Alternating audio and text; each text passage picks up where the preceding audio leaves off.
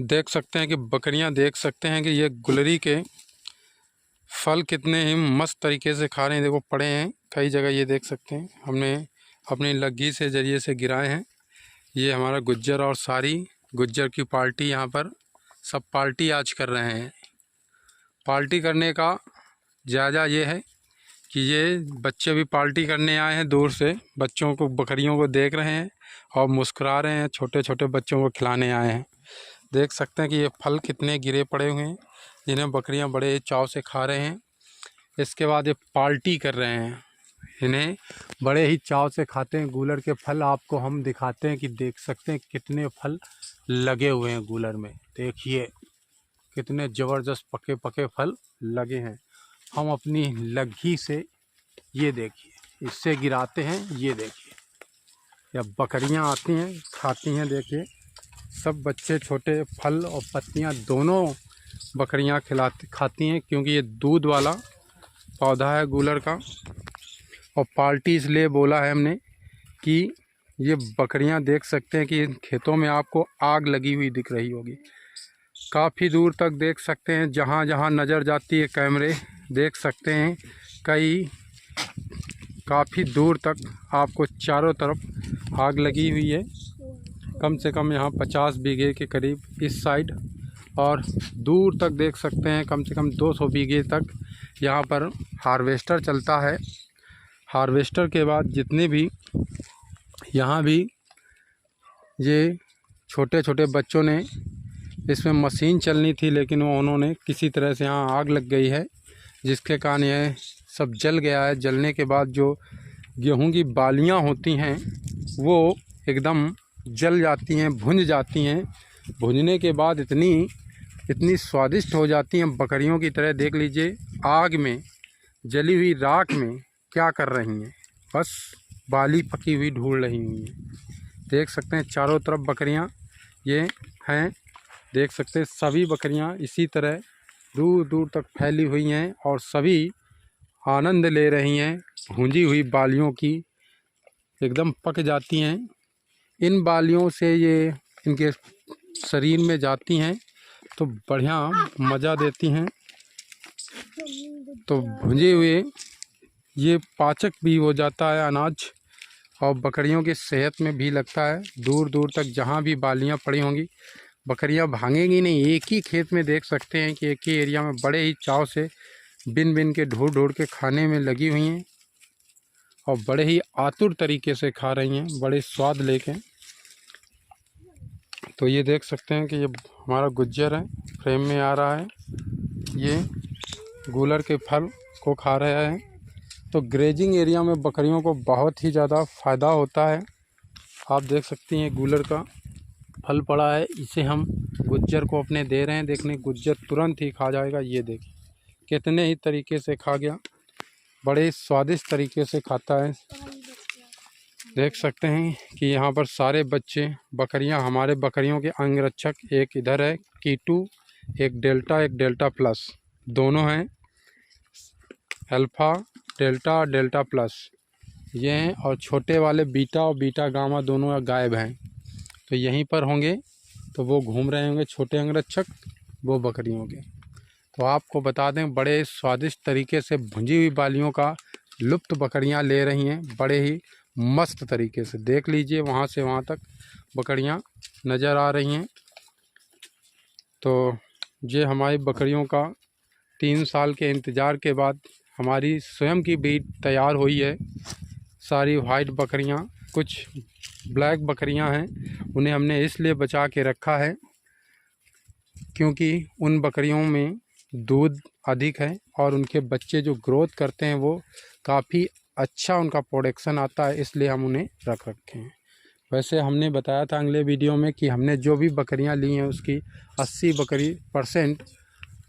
80% जो बकरियां हैं उन्हें हमने सेल कर रखा है, और 20% बकरियां हमने इसीलिए रखा है कि वो हमें अच्छा किसी ना किसी तरह से प्रोडक्शन देती हैं। कोई बच्चा डबल देता है, कोई प्रेगनेंसी, मतलब हर प्रकार से वो काफ़ी अच्छे हैं। और व्यवसाय में डेयरी फार्मिंग हो या बकरी पालन हो, उसमें कहा जाता है कि हर वर्ष आप 15 से 20% जानवरों को चेंज ही करना पड़ेगा। यही सक्सेस होने का मंत्र होता है। जो भी ख़राब है मतलब क्वालिटी में बेहतर हैं, आप क्वालिटी चेंज करें, उन्हें हटाइए, उससे बेहतर लेके आइए। इससे आपका क्वालिटी में इम्प्रूव मिलेगा और क्वालिटी काफ़ी अच्छी होती है। तो वही हम बकरियों में कर रहे हैं। हर साल हम 10 से 20% के बीच में बकरियां जो चेंज करनी होती चेंज करके उतनी ही मात्रा में हम नई बकरियां डालते हैं, जिससे हमें प्रॉफिट होता है। और क्योंकि बकरी पालन हमने बताया था सिर्फ एक चीज़ पर ही नहीं कि हमने सक्सेस पा लिया, बकरियों के बच्चे बचा लिया, बकरियों को बचा लिया, वो ही सक्सेस नहीं है। बकरियों से हमने जो प्रॉफिट है प्रति साल हमें 10% उसमें इजाफा देखना होगा। जो हमारे बकरे ग्रोथ में चेंजमेंट होगा 10 से 20% में हमें चेंज भी मिलना चाहिए कि हमारे जो बच्चे हैं, जो मोर्टलिटी परसेंट है 10%, उसको कम करना होगा, 5% तक लेके आना होगा। जो हमें बच्चे बचाएंगे उसमें बच्चे बचाने के साथ साथ उसमें ग्रोथ भी देखना होगा। अब हमें देखना है कि बकरी बच्चे 2 दे रही, 3 दे रही, लेकिन उन बच्चों बकरी में दूध नहीं आ रहा है, उनके बच्चे उतने रौनकदार नहीं हैं, तो उन बकरियों को हमें हटाना पड़ेगा और उनकी जगह दूसरी बकरियों को हमें अपने बाड़े में सम्मिलित करना पड़ेगा। इससे हमारा व्यवसाय और भी अच्छा हो जाएगा और हमें फ़ायदेमंद होगा। हम व्यवसाय कोई भी करते हैं उससे हम फ़ायदा हमें पहुँचे और हमें फ़ायदे के साथ साथ बकरियों को हम संख्या भी बढ़ाएंगे, लेकिन सक्सेस रेट के साथ हमें प्रॉफिट रेट कितना मिल रहा है वो भी हर साल 20% बढ़ता जाए तो ज़्यादा बढ़िया होता है बकरी पालन में।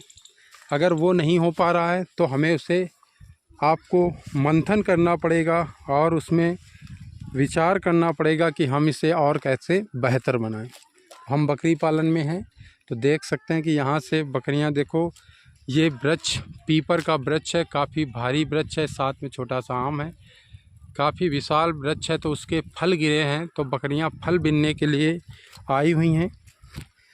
फल हमने अगले वीडियो में बताया था, फल काफ़ी फ़ायदेमंद होता है, शाइनिंग दिलाता है बकरियों में और बकरियों को जो बांझपन की समस्या को भी दूर करता है।